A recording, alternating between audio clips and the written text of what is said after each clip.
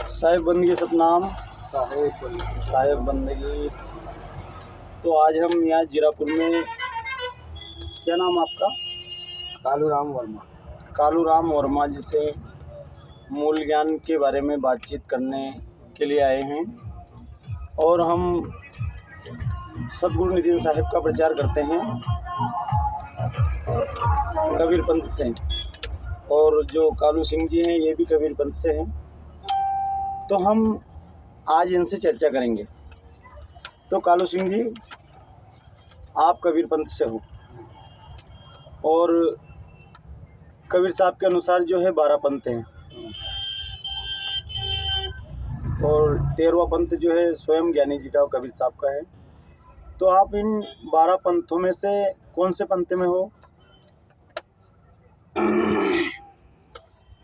देखो, हमने नाम ले रखे हैं छत्तीसगढ़ बिलासपुर से। बिलासपुर छत्तीसगढ़ से। हाँ। वहाँ पे स्वयं गादी है गुरु महाराज की। हाँ, कबीर आश्रम है वहाँ पे। कबीर आश्रम में गादी है। स्वयं दीक्षा कबीर साहब ने वहीं पे आके दी थी उनके बुजुर्गों को, और आज भी गादी विराजमान है। अच्छा अच्छा। हाँ। तो वहाँ पर जो है नाम दिया जाता है, तो 52 अक्षरी नाम दिया जाता है या फिर उसका कोई भेद है, वो भेद बताया जाता है? देखो, नाम अगर सही लेने वाला हो तो नाम तो एक ही तार देता है। हमें तो एक ही नाम दिया गया है और आपको वहाँ से एक नाम मिला है। हाँ। तो वो एक नाम जो है आपको अक्षरों के माध्यम से मिला है या फिर कोई भेद या इशारा के माध्यम से दिया गया? उन्हें वो कान में दिए जाते हैं नाम। अच्छा, कान में। और कोई अक्षर तो नहीं है? अक्षर है उसमें? अक्षर है लेकिन वो अक्षर में भी नहीं आता है। अच्छा, कहने सुनने में नहीं आता है। हाँ। तो भगत जी, में जानना में, जैसे कबीर साहब के अनुसार कबीर साहब कहते हैं कि 52 के जंजाल में पड़ गया है संसार। 52 अक्षर और लोग तरह सब कुछ इन्हीं माही, ये अक्षर खिल जाएंगे, वो अक्षर इनमें नहीं। जो 52 अक्षर के माध्यम से जो नाम दिया जाता है वो नाम है काल का जाल, काल के द्वारा बनाया गया जाल जिसमें पूरा संसार फंसा हुआ है। और कबीर साहब के अनुसार वो अक्षर है निअक्षर। जो निअक्षर में से सारे ये 52 अक्षर निकलते हैं। जो अक्षर आपको दिया गया वो 52 अक्षर के अंतर्गत आता है या फिर वो 52 से परे हैं? देखो, स्वयं गुरु महाराज ने दिया था वो अक्षर से परे है। इन 52 अक्षरों से वो परे हैं। वो आपको जैसे मान लो कि अपने पूरे शरीर कोई ध्यान लगाने का दिया जाता है शरीर में, या शरीर से बाहर का है या अंदर का है? पूरे शरीर में ध्यान लगा के उसकी रटो। आपको जब भी टाइम मिल जाए, उसका भी समय बनाना पड़ता है। टाइम से मतलब नहीं रहता है।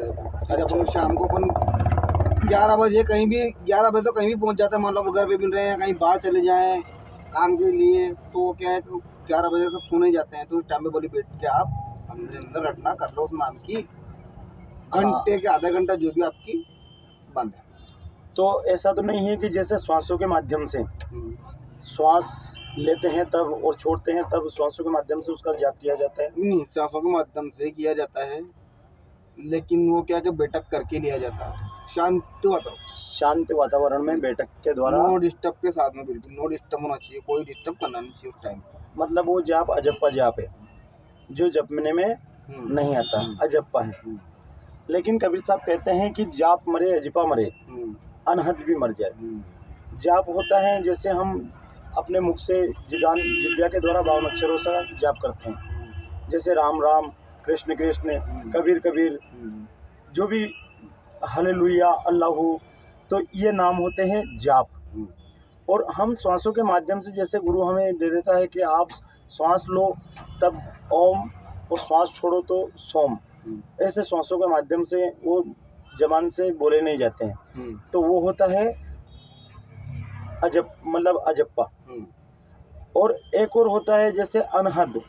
अनहद ध्वनि उसकी राधा स्वामी सत्संग में जैसे वहाँ जाते हैं तो आंख और कान मूंद के उसकी ध्वनि को सुनने की बोलते हैं। वो भी 2.5 घंटे का सत्संग होता है उसका, 2 घंटे का उसका सिमरन होता है और आधे घंटे का भजन होता है। तो ये इसके बारे में बताया कबीर साहब ने कि जाप मरे अजपा मरे, अनहद भी मर जाए। जब हम ये शरीर खत्म होगा तो हमारी ना तो बेटक रहेगी, ना हम उसके लिए टाइम निकाल सकेंगे, क्योंकि टाइम निकालते हैं तो शरीर होगा जब टाइम निकलेगा। तो ये भी जाप भी मर जाता है, अजबा भी मर जाता है, और अनहद ध्वनि जो होती है वो भी इस शरीर में हो रही है। सब शरीर अंदर है। वो शरीर खत्म होने के बाद में ये सारी दुनिया जाप अजबा अनहद भी खत्म हो जाएगा। कबीर साहब कहते हैं कि खेचरी ना भूचरी, चाचरी ना अगोचरी। जैसे खेचरी, ये खेचरी, बूचरी और चाचरी आंखों में होती है, ये 5 मुद्राएं होती है। खेचरी, बूचरी, चाचरी, अगोचरी, उन्मुनी, इन 5 की गम नहीं।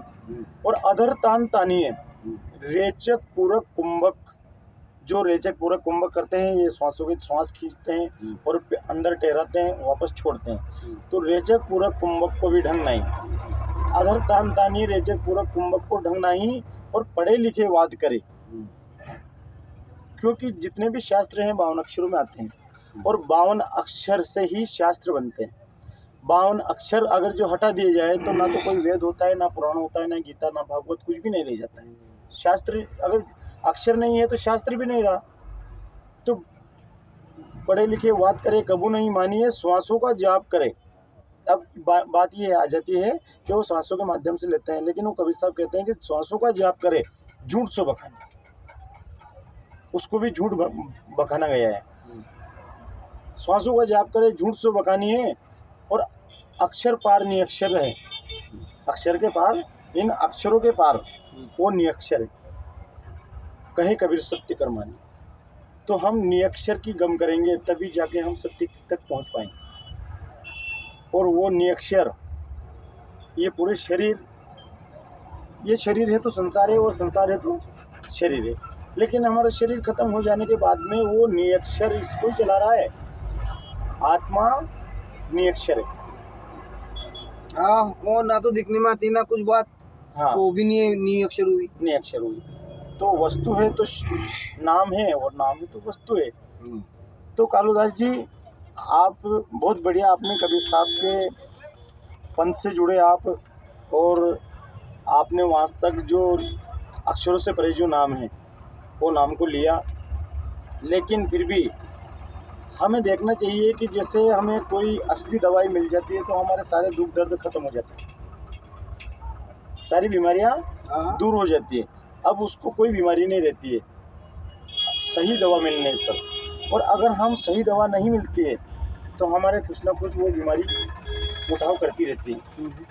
तो हम आपसे पूछते हैं कि जैसे आपको वहाँ से नाम दिया तो आपके गुरु ने कुछ परहेज भी बताया होगा। आप परहेज बताएं। वो परहेज सत्य के मार्ग पे चलो, कुसंगति पे बिल्कुल मत रहो, अपने परिवार को और अपने सबको ही अच्छे ज्ञान संस्कार में डालो। दूसरी बात, कभी किसी लेडीज या किसी चीज पर कुसंगति मत डालो। हाँ, अपनी स्त्री को छोड़ के दूसरी स्त्री की तरफ हमें बुरी नजर नहीं रखनी चाहिए। और किसी भी काल जंजाल के बेकाव में ना आए। ने भी यही। दूसरी बात ये भी कहा होगा आपको, जैसे नशा नहीं करना है। हाँ, जैसे नशे में आ जाता है, शराब आ जाती है, दारू आ जाता है, गांजा आ जाता है, अफीम आ जाती है, चरस आ जाता है, बीड़ी आ जाती है, जर्दा आ जाता है।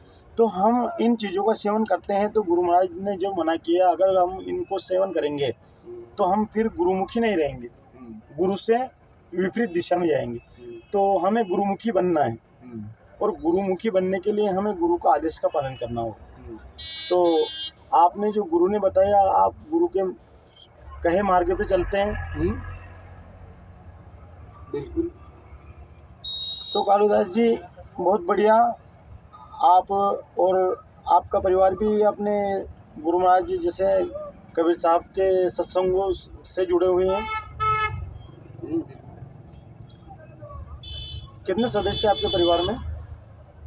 तो बेस्ट मेन को मिला के चला तो 4 बच्चे और मेरी वाइफ तो शांत हो चुकी है, मैं हूँ एक हमारे घर से, मैं मेरे बच्चे के घर वाली है। बहुत बढ़िया। आप मानते हो कि ये बच्चे आपके हैं? देखो संसार में क्या है, यूँ तो सब जीवात्मा है, समझने के लिए कोई भी अपना नहीं है, और मानो तो सब अपना भी है। बहुत बढ़िया। अपने रहने और अपने स्वभाव के ऊपर सब कुछ है। ये संसार भी अपन मान के चलो तो ये भी अपना है, और नहीं मानो तो ये भी अपना नहीं है। हाँ, ये पूरा संसार को परिवार की तरह मान के चलो तो सब अपने हैं। सही बात। जो गीता जी में बताया गया है कि क्षर अक्षर और परम अक्षर, तो क्षर ये जितने भी दिख रहे हैं ये पूरे सब शरीर, जैसे भले चाहे ये अपने माता पिता का हो, बीवी बच्चों का हो, या अपना शरीर हो, ये क्षर है, मतलब मिटने वाला है। और जो मिटता है उसको हम नाशवान मानते हैं, और जिसका नाश हो जाता है वो कभी अमर नहीं रहता है। और जो अमर वस्तु है वो है आत्मा। तो आत्मा को हम जानेंगे तभी जाके हम इस कबीर पंथ से जुड़ पाएंगे, कबीर साहब के रास्ते पर चल पाएंगे। तो हमारे परिवार में जो भी है वो सब अपने अपने कर्तव्य, अपने अपने कर्मों से के अनुसार यह जन्म उनको मिलता है, और सभी अपना अपना कर्तव्य यहाँ निभाने के लिए आते हैं। जैसे एक बीवी है तो बीवी का कुछ भी कर्तव्य अगले जन्म का कर्तव्य है, तो वो निभाने के लिए वो आत्म रूप में यहाँ पर हमारे पास आई है। बच्चे हैं तो बच्चे भी, वो कोई किसी को नहीं मार सकता, क्योंकि आत्मा ना तो मरती है ना जन्मती है, वो सभी के अंदर आत्मा समाहित है। और ये शरीर को तो शरीर काल को काल ही मारेगा, काल को खाता है, लेकिन आत्मा को कभी नहीं खा सकता। तो जैसे आप बता सकते हैं, जैसे आत्मा कितने तत्वों से बनी होती है, या आत्मा नितत्व है? आत्मा तो नितत्व है, तत्वों से तो शरीर बनते हैं, तत्वों से शरीर बनता है। तो शरीर कितने तत्वों का बना होता है अपना? 5 तत्व 25 प्रकृति से बना हुआ है। 5 तत्व और 25 प्रकृति से। आत्मा जो है इन 3 गुण से बना हुआ है। 3 गुण से। और आत्मा जो है, आत्मा 5 से छठा, 5 से एक भजन में बताया गया है कि 5 से कोई छठा बतावे उसे गुरु कर ले। तो वो छठा तत्व जो है, क्या कबीर साहब ने वो छठे तत्व की तरफ इशारा किया है? नहीं किया है, वाणी में तो है उनकी वाणी है ना कि 5 से कोई छठा वाणी है, उसे गुरु कर ले। कोई छठा बताते हैं वाहे गुरु कर लेना रे भाई, वाहे गुरु कर लेना। और संसार में जितने भी गुरु हैं ये 5 तत्व की ही बात करते हैं, और छठा किसी के पास से अभी तक कोई नहीं बता पाया।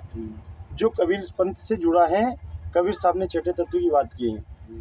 तो क्या आपके जैसे छत्तीसगढ़ में कहाँ से जुड़े आप? बिलासपुर छत्तीसगढ़, बांधवगढ़ से लिए ना। बांधवगढ़ से हैं, तो वहाँ पे भी 5 तत्व से परे की बात है। देखो ये तो शरीर धारने वाली 5 तत्व की बात है, लेकिन जो कबीर साहब ने नाम दिए है ना, जो नाम दिया है वो इस 5 तत्व 25 प्राप्ति और 3 गुण से ही पर आता है। वो जो नाम है नियक्षर, वो नियक्षर। ठीक है, बहुत बढ़िया। वो आत्मा स्वरूप में सांसों को जरिए आत्मा को ही संदेश दिया जाता है उस नाम का, सुमरण श्वास उच्छ्वास के माध्यम से वहाँ पर नाम दिया जाता है अपनी स्वयं की आत्मा, अपने स्वयं को। बहुत बढ़िया कालू सिंह जी, आपसे मिलकर बहुत खुशी हुई, और परमात्मा की दया आप पर बनी रहे। साहिब बंदगी सतनाम, ये पर्चा आपको, ये 13वें पंथ से नितिन साहिब जी का पर्चा है।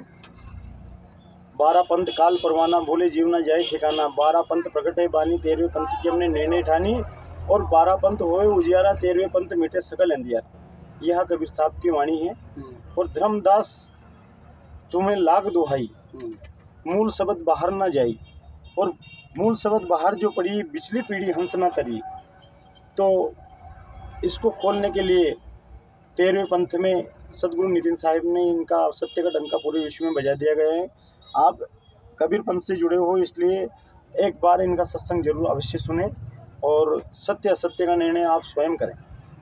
इसका यूट्यूब पे चैनल है नितिन दास जी के सत्संग, या फिर कहत कबीर सुनो भाई साधो कबीर मूल स्वरूप चैनल से जुड़ने के लिए सर्च करें, और अपने परिवार को, अपने अड़ोसी पड़ोसी को, सभी को इनके बारे में अवगत कराएं। साहिब बंदगी सतनाम, जय जय सत्य कबीर।